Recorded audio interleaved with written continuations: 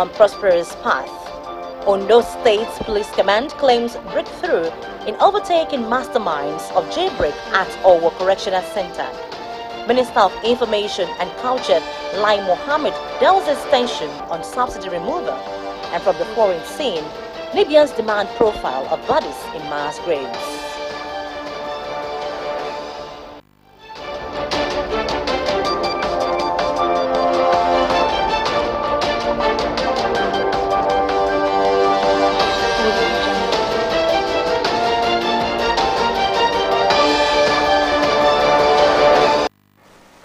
Thank you very much for joining us on the news at 7. I am Oyewumi Ayinigbara. The chairman of the Southwest Governors Forum and Governor of Ondo State, Oluwarotimi Akeredolu, has described restructuring as an escapable solution to Nigeria's challenges. The governor, who believes that restructuring would pave the way for the state police, said attention would be shifted to forests to ease out shady characters. He said the Owo Church bloodletting attack was the height of desperation by undesirable elements to plunge the country into restiveness. Government House correspondent Wahab Bankole has details. Governor Akeredolu, who is the chairman of the Southwest Governors Forum, said every machinery must be put in place to restructure the country and its security architecture. We do know the limitations of the traditional council or the obas or the towns, even the limitations of Amotekun. That is our own security agency. We know our limitations, which have been imposed by a pervert federalism. And some of us are saying that something is definitely wrong with the federalism we are running. We must be prepared to face up to it. We cannot, for instance, operate one command and say a police command that has its command right in Abuja can police this country very well. It is not possible. Let us be fair to ourselves. So why don't we work? I knew that the National Assembly tried. I don't know what happened. It failed. Why don't we work at having state police? And the state police in that wise will be properly armed. The state will have no option to ensure that they are armed. Now we have the security networks at Amotekun, and limitations have been put on our way that prohibited ammunitions they cannot carry. Otherwise, those who are coming to attack us are even carrying more than prohibited. They are carrying military ammunitions so powerful. The chairman of the Southern Governors Forum stressed the need for Nigerians to rise to the challenge of winning the fight against insecurity. There is no other solution. Let's be fair to ourselves. State police is the most is one of the things we must pursue now so that we can get where we are going. The governor said a number of factors must be considered by the ruling All Progressives Congress (APC) in selecting the running mate for the 2023 presidential election. The circumstance in which Asiwaju Bola Ahmed Tinubu has found himself now, there's a mayor of what I would call ground wetting. For instance, he will not pick from the south. So he's left to make a choice from the north. Because he's from the south, he won't pick from the south. That means he won't pick from southeast. And because he's from southwest, he has to pick from the north. And you see, when you look at the north, a lot of factors will have to come into play. Some will say, you can pick from northwest. Others will say, about northwest. That's where the president now is from. So, would they have a second bite, whether as rice or as anything? Some will argue, why don't you pick from northeast? That's a factor to be considered. Others can argue, why don't you pick from north central? Then the factors to be considered is, okay, where do you get votes? So many factors. The former president of the Nigerian Bar Association appealed to Nigerians to be united to overcome the challenges plaguing the nation. Wahab Bankole, Osrc News. Meanwhile, Ondo State Governor Oluwarotimi Akeredolu says it is high time residents of the state rose against criminal elements who have misinterpreted people's peace-loving disposition for weakness. Akeredolu, while playing host to the Akure branch of the Nigerian Society of Engineers in Akure, said his administration would not be intimidated to abandon the security and development of the people. Government House correspondent Wahab Bankole again reports that the governor also vouched for the integrity of the committee handling donations for victims of all tragedy. 1 month after the Osrc terror attack, more groups have continued to condole with the Ondo State government and the people. The latest was the Akure branch of the Nigerian Society of Engineers, led to the Cocoa Conference Hall of the governor's office in Akure by its chairman, Mr. Ezekiel Oloruntola. He commended the governor for his efforts to secure the state and joint cause for our state police. It is now time for federal government to consider the agitation for state policing. Honestly, what we have seen about Peace Corps doing here in Ondo State is enough to convince any sensible government that the only option to tackle security challenges in this country is to have state police. On our part, as a professional body, we are ready to partner with government in any area our expertise is needed. We have commissioned our research and development team to come up with a position paper on technological strategies to adopt in tackling security challenges in this country. Mr. Oloruntola also urged residents to support government in its efforts to sustain development drives.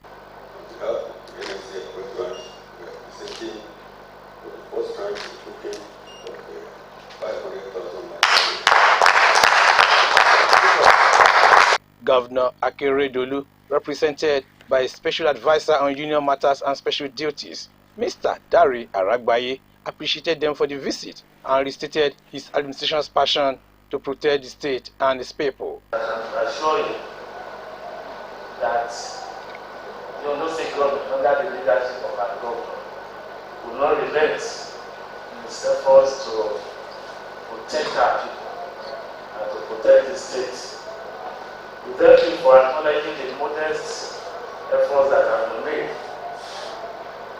in securing life and property in our state, and for recognizing the leadership role which our governor has played, not only in Ondo State, but across southwestern states and across the whole country. And I think such efforts are acknowledged worldwide. The governor sends his greetings to you and has asked us to assure you and the people of this state that Ondo State and our people remain in safe hands. And we will leave no stone unturned to ensure that our people are secured. The governor stressed the importance of CCTV cameras in all public places in the state. The need for security consciousness cannot be emphasized. We've spoken and passed an executive order, issued an executive order requiring our people to install surveillance cameras in their business premises, in their houses, particularly in places where you have gathering of many people, so that our security agencies will also have things to work with. Akeredolu applauded the professional body's contributions to the socio-economic growth of the state and urged more support for his administration. He said every donation aimed at alleviating the sufferings of the Osrc terror attack victims will be judiciously used. Wahab Bankole, Osrc News.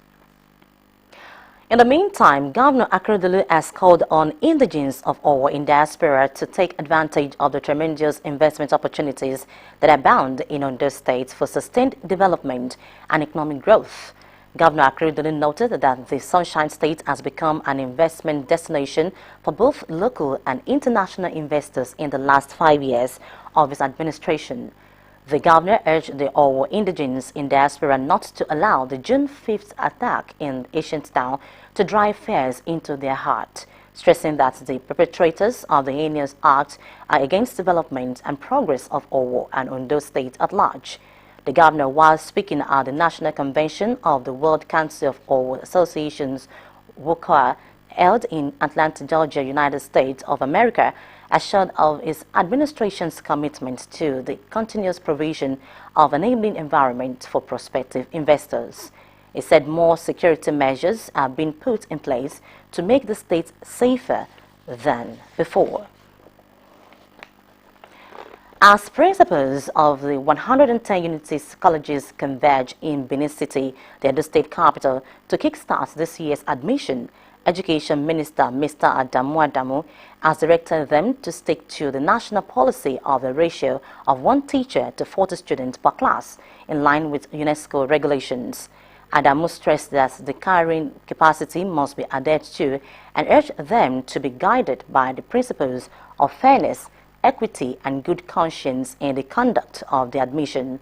In his message to the body of principals handling the exercise, Adamu emphasized that every part of the country must be given a sense of belonging in the admission exercise, adding that the process must reflect the ideals of Unity colleges as centers of academic excellence and models for state and private schools, as well as instruments for national integration and unity. You're still watching Osrc News at 7. After the break, we'll bring you more stories. Please stay with us.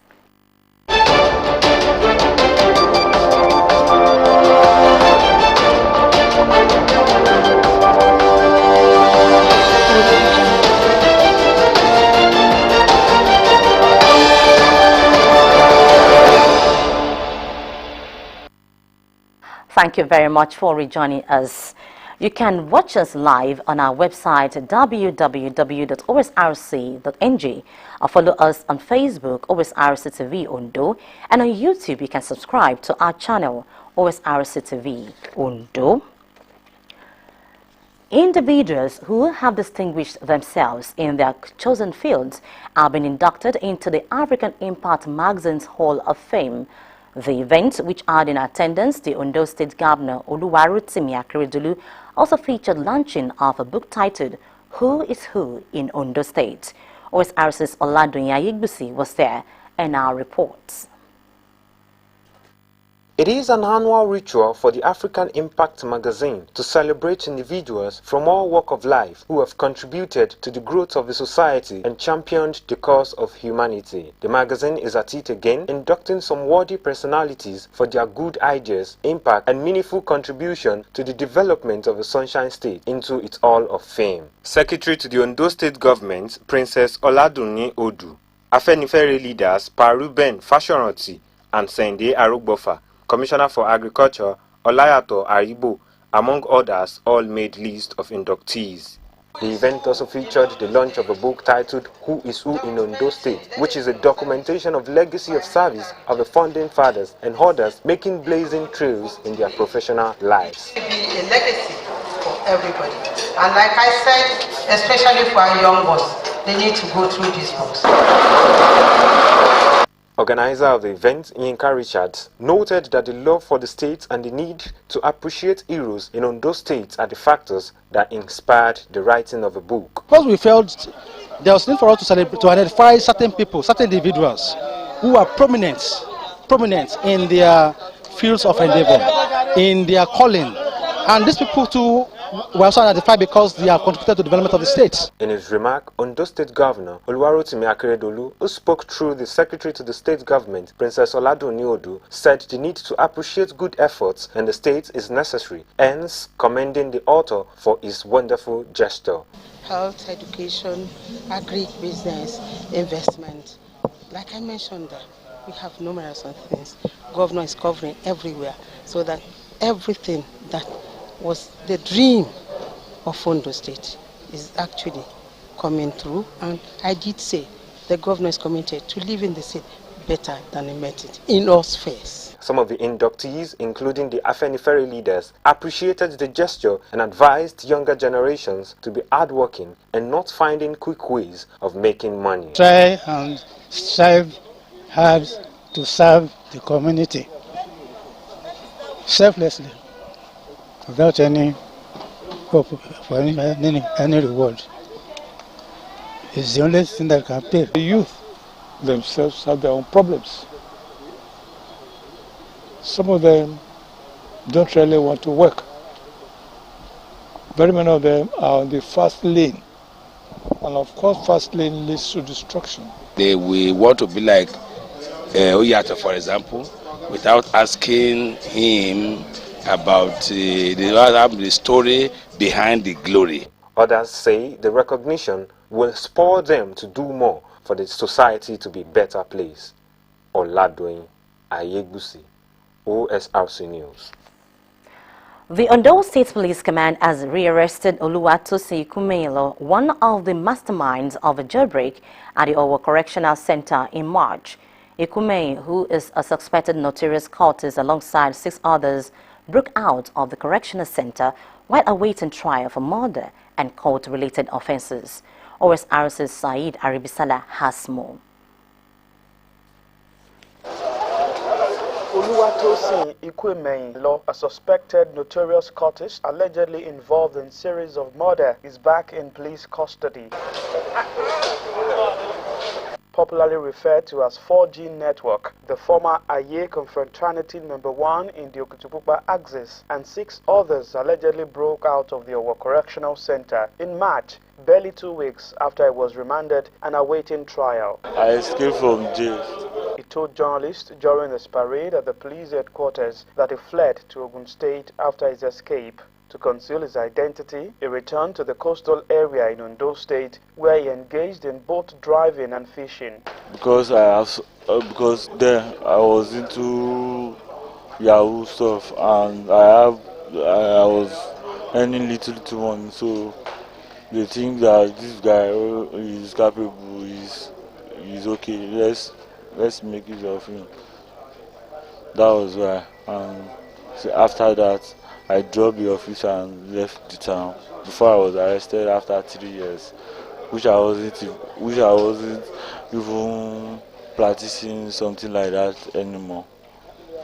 According to him, he became a cultist after he dropped out of his degree program in the university because he felt oppressed. So that I was smart, so they involved me that we should do this together so that we can be free.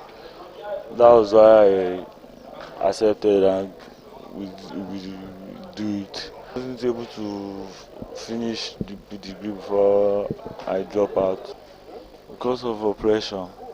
I was only involved in theory, killing.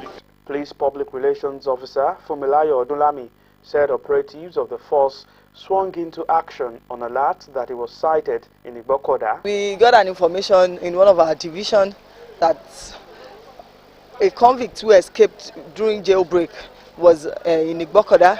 Immediately the DPO had immobilized some of his men and they went to the area. Unfortunately, he was arrested in Isokewe where he was hiding. Odulami said necessary steps will be taken to prosecute the suspect. Sahira Ibisala, Osrc News. Members of the Central Bank of Nigeria CBN Monetary Policy Committee MPC have expressed concern over the increasing Eurobonds component in the Nigeria's internal debt structure. They noted that the federal government's preference of Eurobonds at high interest cost with the associated exchange rate risk may likely hurt Nigeria soonest. According to them, the escalating fiscal sector deficit with the attendant rise in debt ratios are part of the weak links in the domestic economic environment. The MPC members urge government to divert to non-debt means of funding its activities, adding that it must grow its revenue base, reduce waivers to economic agents, plug leakages and waste, and address the wasteful petrol subsidy system. And the Minister of Information and Culture, Lai Mohammed, says the federal government cannot, at the moment, remove subsidies on petrol. Mohammed said many other nations were introducing measures to help citizens cope with high oil energy prices, hence Nigeria could not be an exception. According to the minister, abolishing subsidies at this time would only degenerate to chaos and social disharmony.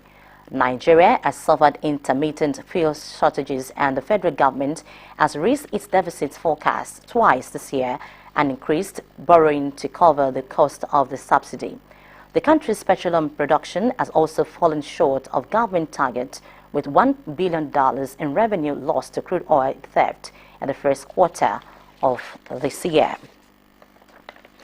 Meanwhile, the House of Representatives has summoned the Minister of State for Petroleum, Timipre Silva, and the Group Managing Director of the Nigerian National Petroleum Company Limited, Mele Kyari. According to the House Committee on Fuel Consumption, is summoning the officials for being absent at the public hearing of the committee.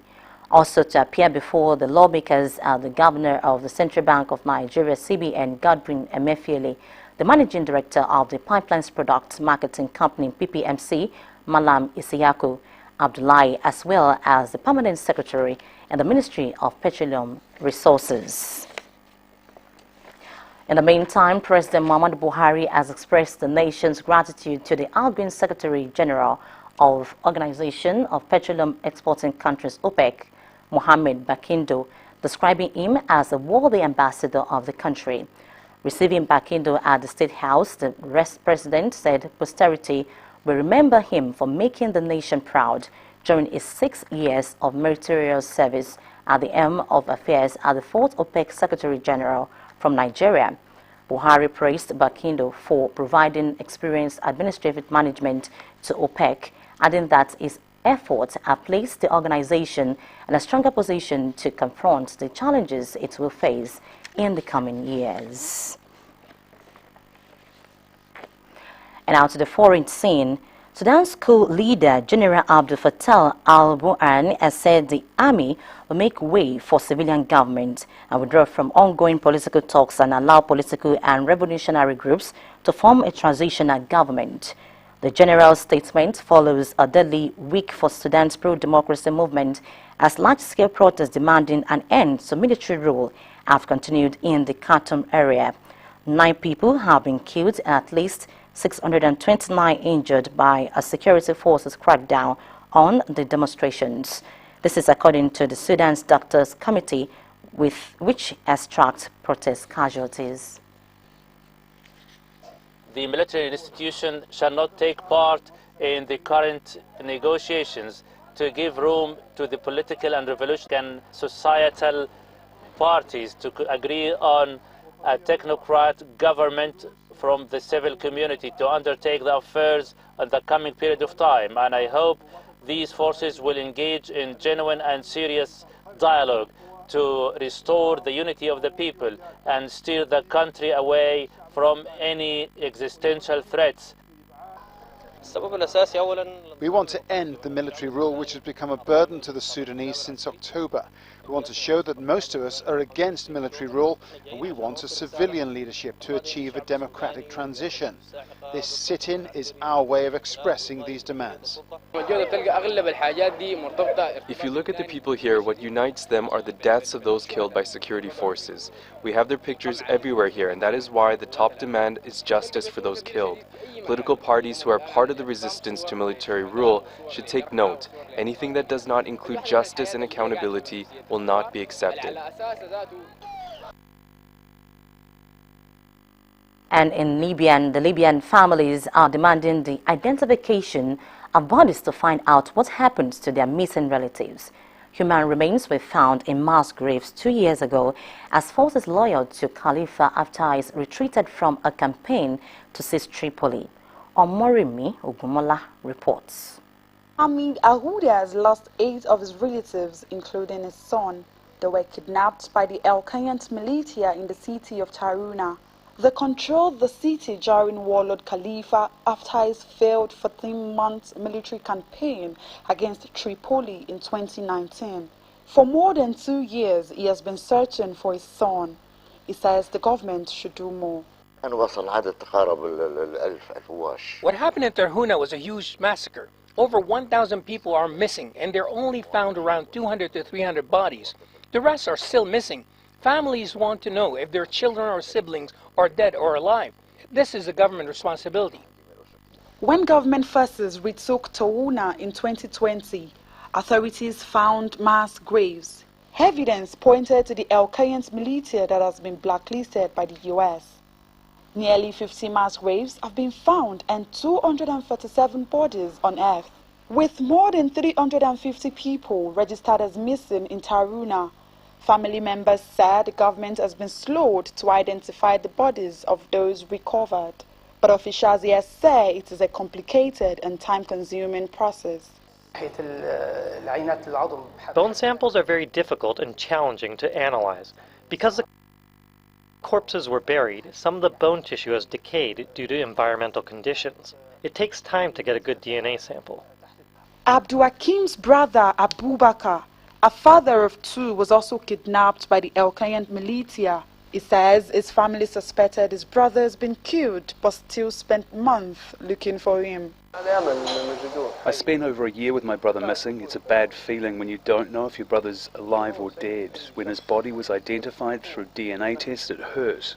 The hardest part was telling my mother and his wife, but after burying him, I was able to relax. For many families in Taruna, there is no choice but to wait and see if their loved ones are among the dead. For Abdulhakim and his family, there is grief but finally an end to uncertainty. Omoremi Ogumola, Osrc News. And now to sports.